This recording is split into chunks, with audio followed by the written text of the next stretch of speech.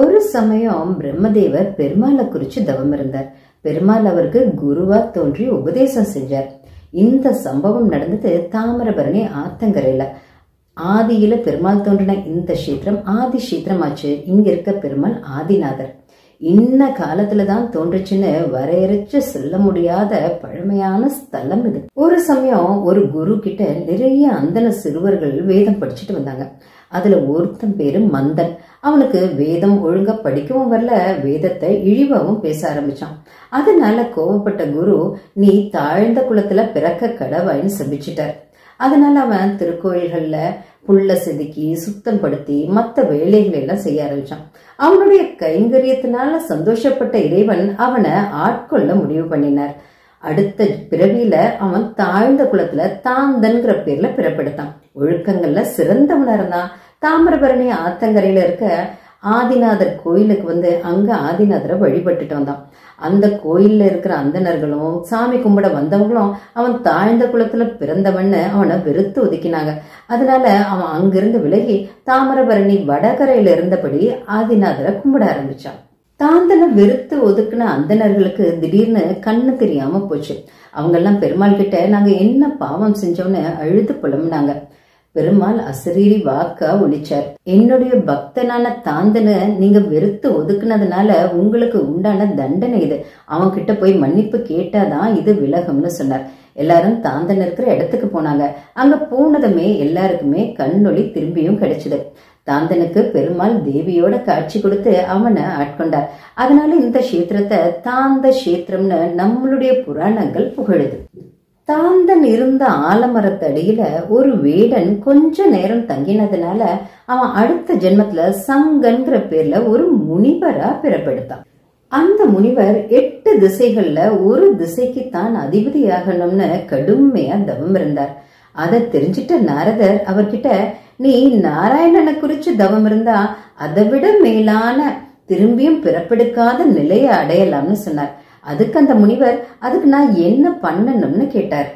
அதுக்கு நாரதர், சங்கன்கிற பேர்ல கடல்ல ஒரு சங்கா பிறப்பெடுத்து தாமிரபரணி ஆத்து நீர் கடல்ல கலக்கிற இடத்துல இருந்து ஒரு காத தூரத்துல இருக்கிற ஆதிநாதரை 1000 ஆண்டுகள் அவரை நினைச்சு தவம் செஞ்சு அவர் அருள அடைவாயின்னு சொன்னார்.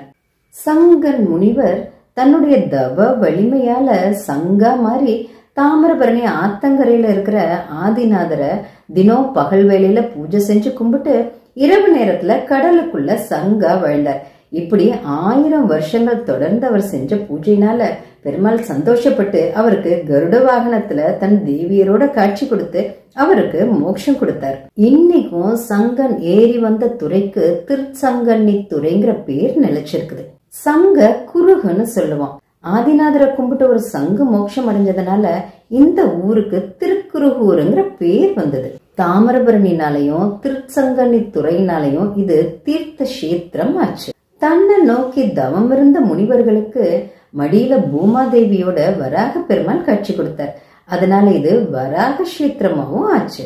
ராம அவதாரத்தப்போ ராமர் வைகுந்தம் கிளம்புற நேரம் வந்தது. அப்போ யமதர்மர் அவரை பார்க்க வந்தார். யமதர்மரோட பேச போன ராமர் லக்ஷ்மணர் கிட்ட யாரையும் உள்ள அனுமதிக்க வேண்டாம்னு சொல்லிட்டு போனார். அவர் போனதுக்கு அப்புறம் துர்வாச முனிவர் வந்தார். துர்வாச முனிவரை தடுத்தா அவர் சாபம் கொடுத்துருவாரேன்னு நினைச்ச லக்ஷ்மணர் அவரை தடுக்காம விட்டார். உள்ள போய் ராமரை சந்திச்சுட்டு துர்வாசர் கிளம்பி போயிட்டார். அதுக்கப்புறம் வெளியே வந்த ராமர் லக்ஷ்மணர் கிட்ட துர்வாசரை உள்ள அனுமதிச்சதுக்காக அவரை தடுக்காம மரமா நின்னதுனால நீ மரமாக போவாயின்னு சாபம் கொடுத்துட்டார். லக்ஷ்மணர் அவர் காலில் விழுந்து, அண்ணா உங்களை விட்டு நான் எப்படி பிரிஞ்சிருப்பேன்னு அழுது புலம்பினார். ராமர் லக்ஷ்மணரை தூக்கி ஆற தழுவி, இந்த ஜென்மத்துல நான் சீதைய காட்டுல விட்ட பாவத்தை போக்கிக்க மீண்டும் ஒரு பிறப்பெடுத்து அசையாம 16 வருஷங்கள் இருக்க வேண்டியிருக்கு. அதனாலதான் நான் உன்னை மரமா போச்சேன். அந்த மர பொந்துல நான் 16 வருஷங்கள் யோக நிஷ்டையில இருக்க ஆசைப்பட்டேன்னு சொன்னார். அப்படி ஆதிசேஷனான லக்ஷ்மணர் இந்த கஷேத்திரத்துல புளிய மரமா எழுந்துள்ளதுனால இந்த கஷேத்திரம் சேஷ கஷேத்திரம் ஆச்சு. ராமர் வேதம் தமிழ் செய்த மாறனா நம்மாழ்வாரா பிறந்து இந்த இடத்துல 16 வருஷங்கள் யோக நிஷ்டையில இருந்து அதுக்கப்புறம் திவ்ய பிரபந்த பாடல்களை பாடினார். அதுக்கப்புறம் இந்த ஸ்தலம் ஆழ்வார் திருநகரி ஆச்சு.